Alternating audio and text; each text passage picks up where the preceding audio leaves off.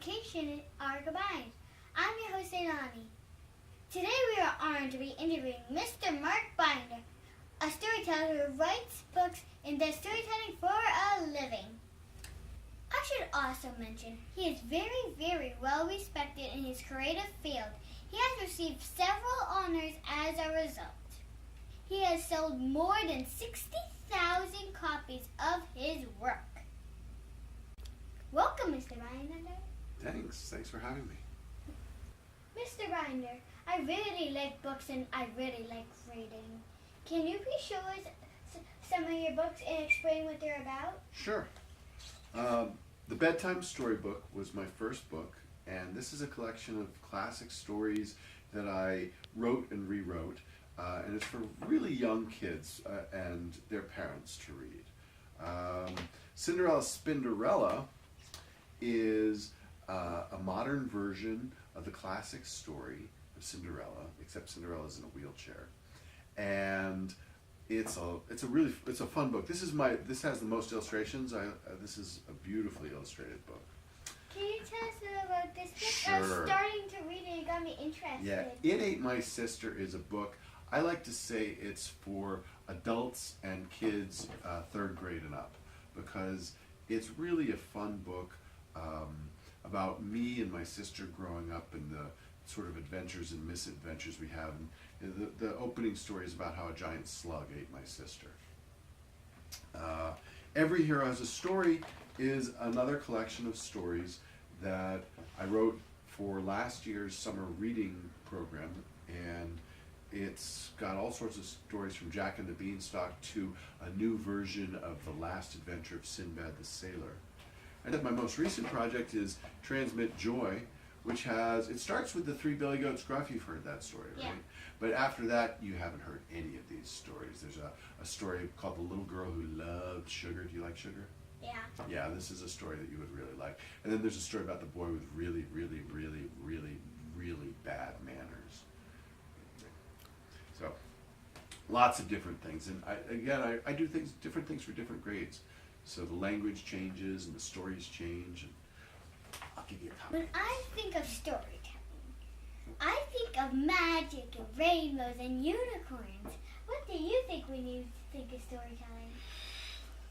It all depends on who I'm telling stories to. So if I was telling stories at your school, I would probably do something that had magic and unicorns. I don't know that I have any stories with rain. Oh wait, I do. On the CD, there's a rainbow snow cone on the CD. It's not quite a rainbow in the sky. Storytelling is very adaptive, so it really depends on who you're talking to, which stories you tell. So for older kids, I tell stories that are a little older. For younger kids, I tell stories that are younger. And for parents, I tell different stories. So it's very different depending on who I'm talking to. Some of my favorite stories, I tell a lot of stories about a caveman named Og. Og caveman, Og live in cave, like that. My mom says you are very serious about bringing the message of joy and happiness through your words. Can you share with us where this passion comes from? Sure. Although to say that I'm serious about bringing joy is kind of a weird thing, because I try to be very silly in my work, and make a lot of faces and things like that.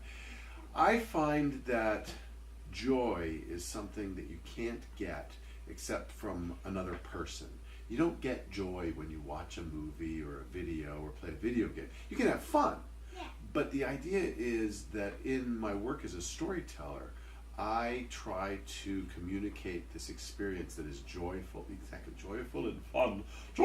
fun for everyone, so that everybody in the audience has this experience of sort of brightness and lightening up of things. And that's why, the CD, we called it this, not because there's a story particularly about joy, but because the idea was that the CD is also designed to help people get that experience. Is there anything else you would like to share with me and my viewers? Yes. I think that one of the things that kids today need to do is not read books that are boring. When you find a book that's boring, and I'm not talking about a school book, that you're assigned for school. I'm talking about when you get a book out of the library or something and it's no good, don't read it. Go and find something else. Ask the librarian for help. That's a really nice way of finding better books. So I guess we had a fun time learning about your books and learning about your storytelling. Well, I guess this is the end of the show, so it's time to say Toodles! Community Conversation